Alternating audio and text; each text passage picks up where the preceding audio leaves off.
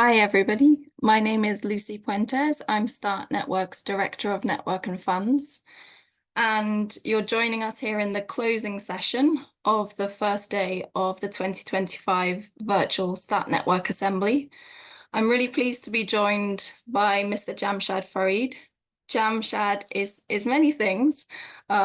He is a development strategist and practitioner, a researcher, and a lawyer by profession. He is also the chairperson of the National Steering Committee of the Pakistan Ready Hub, president of Help Foundation, and a Start Network trustee. Jamshad will kindly help us to reflect upon the first day of the virtual assembly, and I will hand over to him for his thoughts. Over to you, Jamshad. Thank you. Thank you very much, Lucy.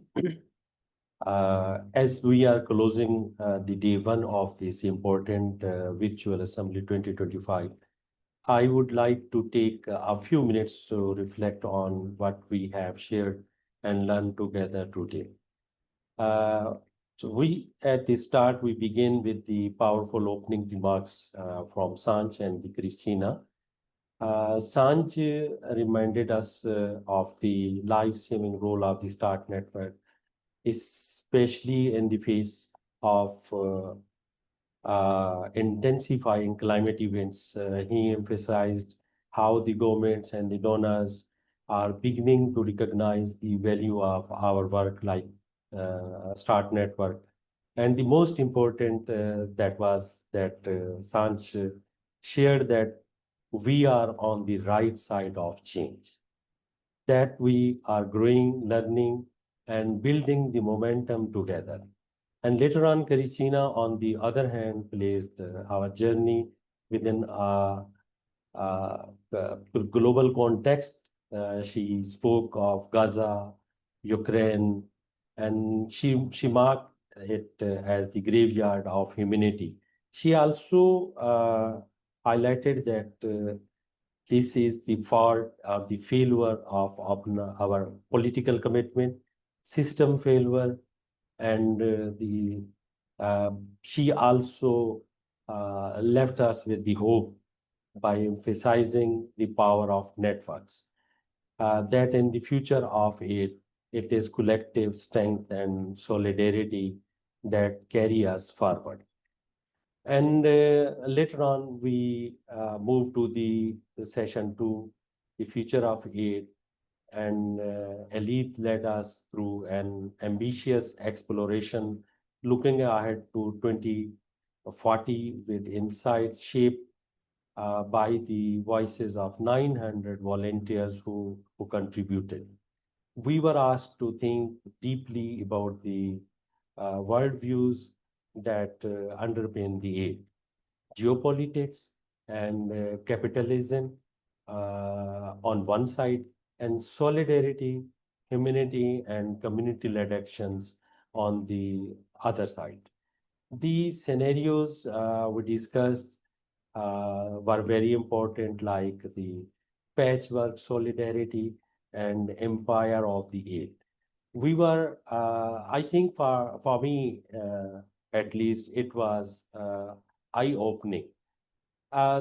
They showed us that aid is never neutral, and a tool, sometimes it becomes a tool to grab the power. The core lessons we clearly learned from these sessions was that unless we tackle the root causes of vulnerability of the peoples in crisis, then the communities will remain the caught in the endless cycles of the crisis. Our conversations now move on the reframing the future of aid through local and the regional solutions, which brought an equal important perspective. Usually too often, local voices are excluded from the global debates. Yet it is these frontline actors who know best how the humanitarian actions should be reshaped. In these sessions, the speakers challenged us to think about the risk sharing, about the flexible and the direct funding for the local organizations, about long-term partnership that respect indigenous knowledge, and most important, the local capacities and the leadership. They reminded us that the decolonizing aid means more than shifting the resources. It means redefining purpose in local context and valuing other traditions of giving the aid, including the Muslim philanthropy and the faith-based generosity as part of the humanitarian ecosystem. This was a call for real transformation, not just inclusion, but the leadership by local and the regional actors. Then we move to the other sessions, a spotlight on the Solidarity Fund that was very important initiative of the START Network. In the Solidarity Fund, we hear the stories from different of our member organization, how this fund supported members affected by the USAID funding cuts. It was a reminder of what solidarity looks like in practice. The fund allowed the organization to sustain life-saving work, to exit responsibly when necessary, and to preserve the dignity of their staff and the communities. What touched me most was that there was no discrimination in the access of this funding, whether a member was a large INGO or it was a smaller tier 1 organization. All were supported through this Solidarity Fund. This is the START Network at its best, living out its values of fairness, equity, and the mutual care of its member organizations. Then the final session was closed with a session on a network approach to accountability.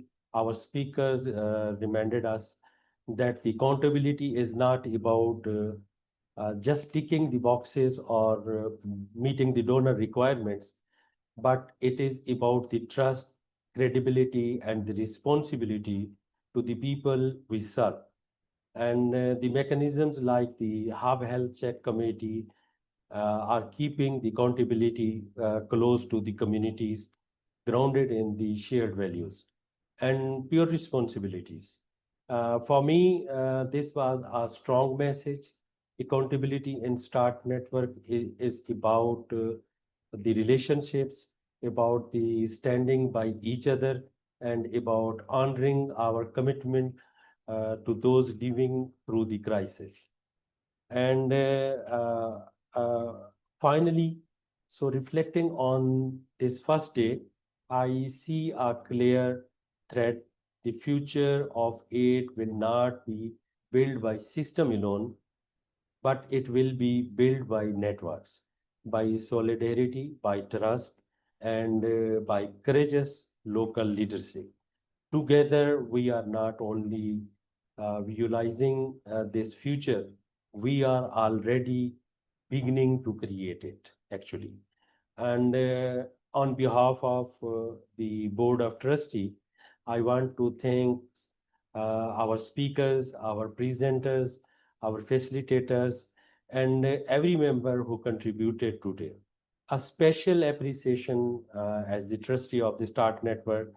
I will thanks to the START Network team for making this virtual assembly possible with such a richness of thought and diversity of voices. Let us the energy and insights of the day one and carry them into tomorrow with commitment that together we can. May God guide us and bring us success in this journey. in this journey, and we should remain standing for the people who are living in crisis, who are sportless, who are careless, and who are neglected. Thank you so much for all the members and for myself. Thank you so much, Jamshed. And a reminder to everyone that the virtual assembly continues tomorrow. We will be starting tomorrow at 12 noon UK time, so a little later than we started today. The agenda will continue many of those threads that Jamshed just articulated, and the focus will remain on the power of networks in the future of aid. We will be hearing from panelists who will be discussing together with yourselves about African philanthropy and private sector partnerships, looking at how African giving is driving sustainable, locally led solutions to humanitarian challenges.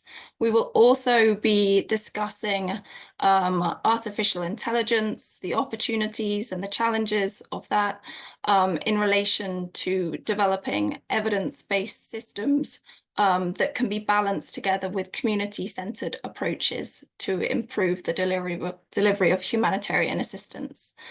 We will also spotlight community-led anticipatory action, and we'll be discussing how local, national, international NGOs, as well as funders, can be collaborating to make anticipatory action more effective, more inclusive, and more sustainable. And lastly, we will be exploring the role of a diverse network in contributing towards organizational strength, all in service to the communities that we are here to serve. So thank you again for all of your contributions to today. We look forward to seeing you tomorrow, starting at 12 noon UK time. Have a restful evening, afternoon, and night. Thank you.